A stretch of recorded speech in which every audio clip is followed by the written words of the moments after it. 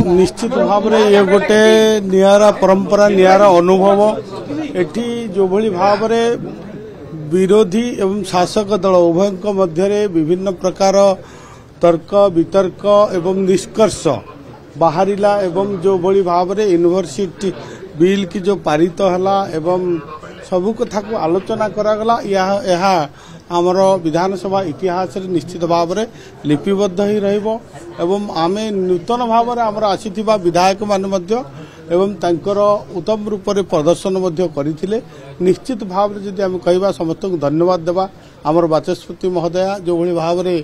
गृह को चलैथिले एवं सबुठ धन्यवाद पात्र आमर प्रिय मुख्यमंत्री हेबे जेहेतु मुख्यमंत्री तांकर टीम को जो भली भाव सजाड़ी मार्गदर्शन देइचंती। मुख्यमंत्री स्वयं ये उपस्थित थिले पूरा 4टारू जो हाउस जोटा आमर आरंभ होला पाखापाखि 12 घंटार ऊर्ध 12.5 घंटा पर्यंत आलोचना हला वितर्क हला जुक्ति हला निष्कर्ष बाहला तेणु निश्चित भाव में समस्त को धन्यवाद देवी।